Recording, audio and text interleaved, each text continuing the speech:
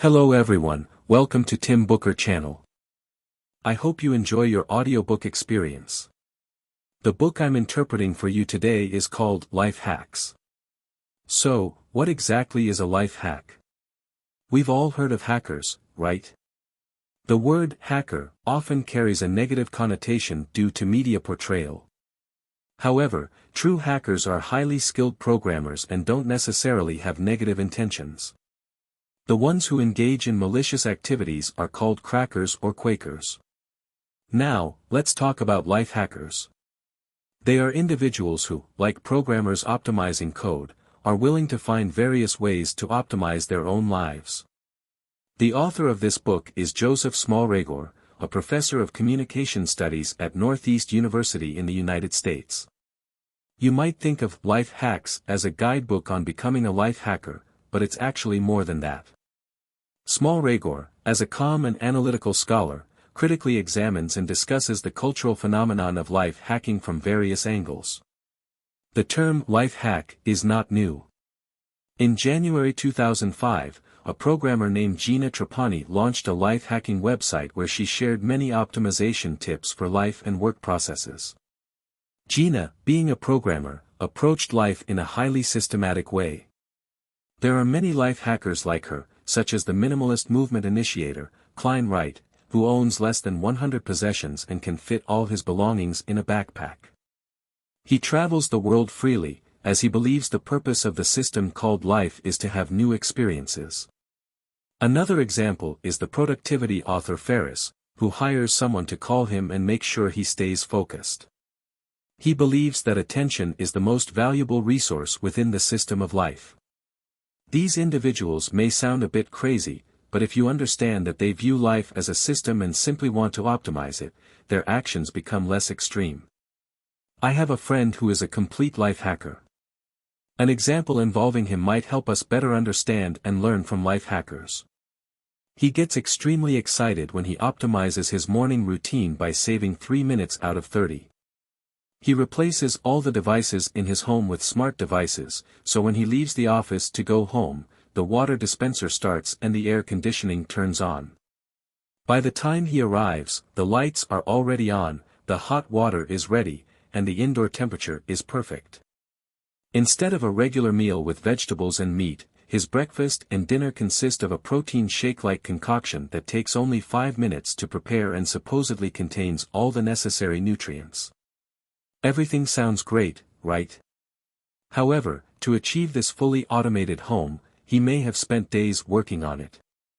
But for life hackers seeking to optimize their life experiences, it's all worth it. Gina, the founder of the life hacking website, believes that life hackers are those who rewrite programs while performing tasks to make them faster and more efficient. This system-oriented thinking is the core of the life hacker spirit.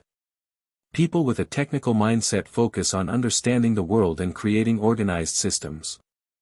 Their goal is to improve themselves and gain control over the complexities of life by optimizing their daily routines. The book, Life Hacks, consists of 8 chapters. 1. Life hacking. 2. Time hacking. 3. Motivation hacking. 4. Material hacking. 5. Health hacking. 6. Relationship hacking. 7. Meaning hacking. The author explores life hacking from the perspectives of life processes, time management, behavior, motivation, material possessions, physical health, relationships, and finding meaning. In the first 2 parts of the book, I will focus on interpreting the core concepts of self-control and task management.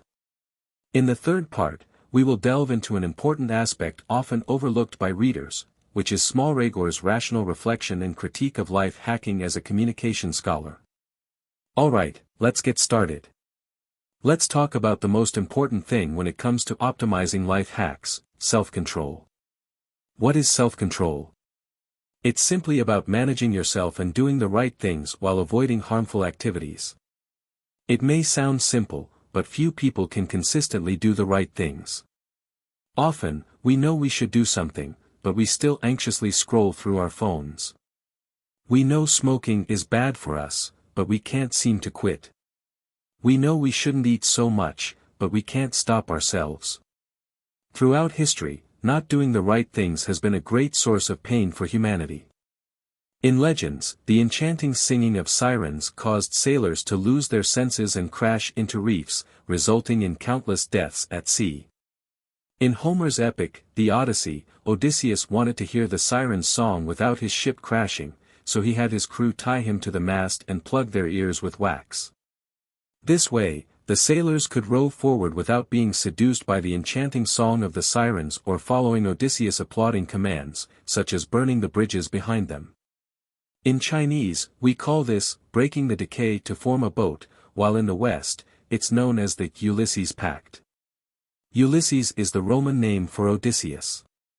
Today, our solutions to self-control are certainly not about having someone tie us to a pole to prevent us from playing with our phones or smoking. Until now, self-control remains the main theme of personal development books. To resist temptation, we come up with more tricks. For example, when tempted, we put things out of reach. After reading for an hour, we reward ourselves with a little grape. We choose a trusted friend or a personal trainer to supervise our meals and gym visits. We place the alarm clock at the other end of the room, making it impossible to turn it off without getting out of bed. Those who are habitually late may set their clocks a few minutes ahead to deceive themselves. We go to great lengths to manage our behavior because we understand that the most draining thing for a person is not external difficulties and challenges, but internal conflicts. This kind of self-control has even created a new contemporary field called self-economics, a play on the word economics, derived from the Greek term for household management. In recent years, self-economics, or self-management, has become an art and science. Psychologist Roy Baumeister proposed the ego depletion theory, suggesting that our reserves of willpower are limited and tied to blood sugar. Self-control consumes glucose, which leads people to crave sugary snacks. However, I must responsibly tell you that willpower consuming sugar is possibly true, but it has not been rigorously proven in laboratory experiments. Nevertheless, Baumeister's advice is worth considering. He believes the best way to resist temptation is to establish a life where temptations are eliminated from the start, using willpower for important matters instead of wasting it on resisting temptation. The author mentions a sales expert named Ferris who, after realizing that the hardest thing is managing attention, did something crazy. He hired a girl to sit next to him in a cafe while he worked. Whenever he started using his phone or doing unrelated tasks, she would slap him in front of everyone. At home, he would live stream his screen for netizens to supervise his work. You might think that someone like Ferris, who has people managing him and live streaming his screen, has reached the pinnacle of self-control. However, many life hackers believe that even that is not enough. They believe that you should not only be busy but also prioritize the most important things. How you use your time and energy plays a crucial role in optimizing your life. It's not just about being busy or productive, it's about focusing on the tasks and activities that truly matter and align with your goals and values. To prioritize effectively, many life hackers suggest using techniques such as the Eisenhower matrix, also known as the urgent important matrix. This matrix helps you categorize tasks based on their urgency and importance, allowing you to allocate your time and attention accordingly. The 4 categories in the matrix are: urgent and important. These are tasks that require immediate attention and have a significant impact on your goals and well-being. They should be your top priority and addressed promptly. Important but not urgent. These tasks are valuable and contribute to your long-term goals but don't require immediate action. They should be scheduled and given dedicated time and focus. Urgent but not important. These tasks are time-sensitive but don't contribute significantly to your goals. They can often be delegated or eliminated to free up time for more important activities.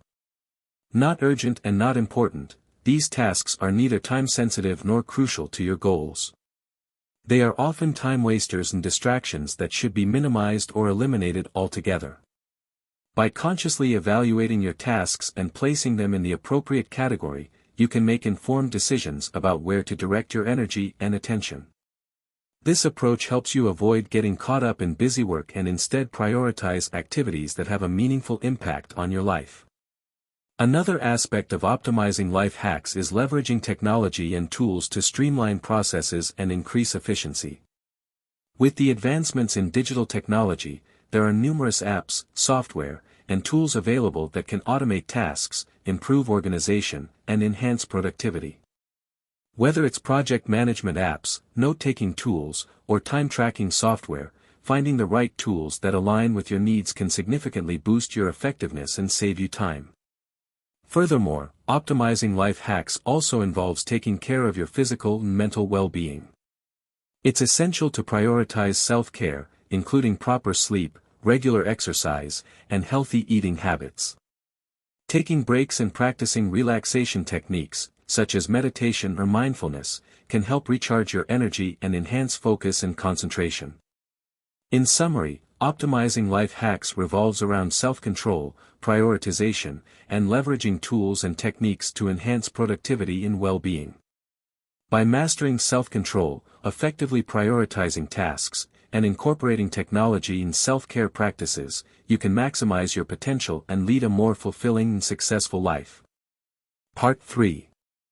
Let's take a look at the author's reflection on life hacking in this book. Life hackers, who strive to optimize their life processes as much as possible, sometimes engage in controversial practices. There are numerous examples of such behavior mentioned in the book. For instance, the author introduces an important concept called outsourcing. It involves delegating one's work to others. In the book, an American software engineer outsourced his work to engineers in India, allowing him to avoid working while paying a small portion of his salary to the Indian engineer. This practice is certainly unethical as it violates the confidentiality agreement the engineer had with his company and exposes sensitive company information. It can be seen as deceptive behavior. However, if we delve deeper into this approach, it is somewhat reminiscent of how employees accept the exploitation of their remaining value by the company. By transferring their work to cheaper labor, they earn the difference as their own reproductive value. Another reflection from the author is that within the circles of extremism, a sense of comparison has emerged. People start comparing their possessions, striving for less, for better, and for more extreme lifestyles. The essence of extremism is meant to be a means to focus on the most important things. However, now minimalism has become the end goal itself. This kind of comparison has led to a group of fake extremists who seek attention by showcasing their austere lifestyles. As a result, the concept of extremism has been demonized. The third reflection, and perhaps the most significant questioning of the life hacker spirit, is the harm of measurement. The basic idea of life hacking is to improve and measure. Management consultant Peter Drucker once said, "If you can't measure it, you can't manage it," and life hackers firmly believe in this principle. They are enthusiastic about wearing smartwatches to measure everything, paying attention to calorie counting, tracking the number of steps taken in a day, and monitoring their heart rate. The author mentions a psychology professor named Seth Roberts, who is a typical health hacker. At the age of 54, Roberts, an expert in studying cognitive abilities in rats, became famous for self-experimentation. During work, Roberts used himself as a guinea pig. He faced persistent acne on his face, and a dermatologist told him that diet control would not be effective. However, through experimentation, Roberts discovered that cutting out pizza and sugar-free cola improved his acne. He also found that using a certain cream with certain chemicals reduced his acne by about 90%. Roberts began to lose faith in the antibiotics prescribed by doctors, as he strictly measured himself. He recorded the number of pimples he had every day and adjusted the dosage of antibiotics accordingly. This experience made him lose trust in mainstream medication and led him to experiment on himself with confidence. Roberts even continuously tracked the functionality of his brain, such as timing how long it took him to perform calculations. He had been doing this for several years. He created the butter diet, which involved consuming 60 grams of butter daily.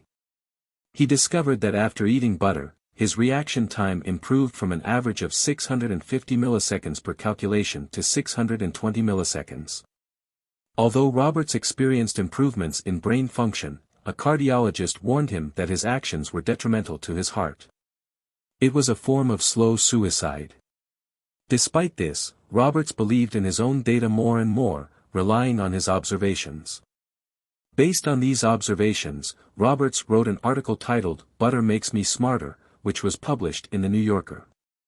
Unfortunately, 2 days before the publication of this article, Roberts passed away due to coronary artery disease and cardiomegaly. The day before his death, he achieved his personal best in measuring his brain's reaction speed. Therefore, Roberts' butter-fueled intelligence technique, even if effective, continues to raise questions about the limitations and dangers of excessive measurement and self-experimentation. The author highlights the paradoxical nature of life hacking, where the pursuit of optimization and measurement can lead to a narrow and limited perspective on life. By constantly quantifying and optimizing various aspects of life, individuals may inadvertently neglect the intangible and immeasurable aspects that bring meaning and fulfillment.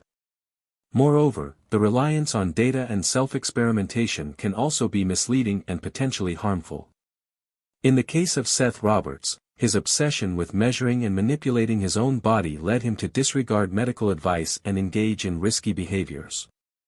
Despite warnings from a cardiologist about the detrimental effects on his heart, Roberts continued to trust his own data and observations, ultimately leading to his premature death.